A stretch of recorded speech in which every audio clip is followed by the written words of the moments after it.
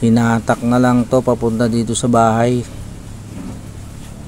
Wala nang RPM to overheat, sumasalwak ng tubig sa radiator, kaya wala nang intro to, top overhaul kaagad to. Ayan, mapaandar tayo. Tingnan nyo, ayan siya kahit anong pagtugkil ko ti revolution na niya, wanig tagtagirgir, walang RPM. Tapos mausok saan nan, sumasalwak ng usok at yung radiator salwak na wala nang material kahit punuin mo. Talagang hindi lang singaw to, kung aywan kung anong nangyari dito sa makina. Kaya ayan tingnan nyo yung andar niya mga mix mga paro. Kahit anong tapak ko revolution, walang RPM yan. Tumatalon lang yung makina pero umaandar pa.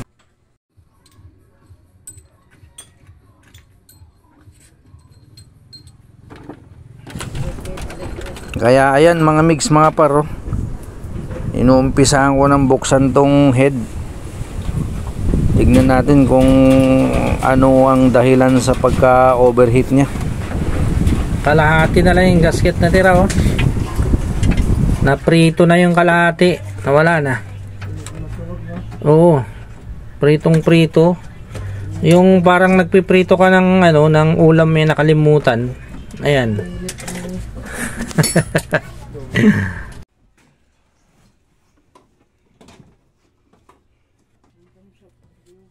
Oil filter. Yan yung dahilan ng K2700 mga mix mga par, naprito ang gasket nya kaya overheat, salwak, walang RPM. Kaya fast forward tayo ito. Ayan mga mix mga paro, kitang kita nyo naman sunog na sunog yung gasket. Buti hindi nadamay yung head, cylinder head. Kaya makikita natin lahat kung ano yung papalitan natin. Tulad nitong valve seal na yan, ang lutong na yan, wala na yan, parang chicharon na yan. At itong thermostat na yan ay wala na rin, nakahang na yan, sira na rin yan.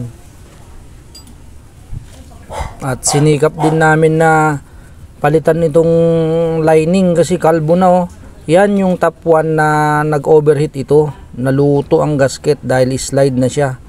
Kasi laging umakyat sa bukid o bundok itong may-ari ng sasakyan.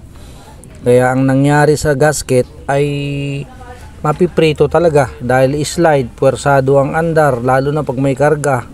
Yan ang mangyayari. Kaya kapag kayo ay nagtatap overhaul mga mix mga par, ay butasan nyo na yung bulsa ng may-ari hanggat sa wala siyang mabunot na pera sa wallet, para hindi na siya babalik. Lahat ng makita nyong pwede ng palitan dyan ay palitan nyo na. Palitan nyo na lahat. Huwag nyo nang pabangunin ng may-ari. Kailangan knockout ang gagawin nyo dyan.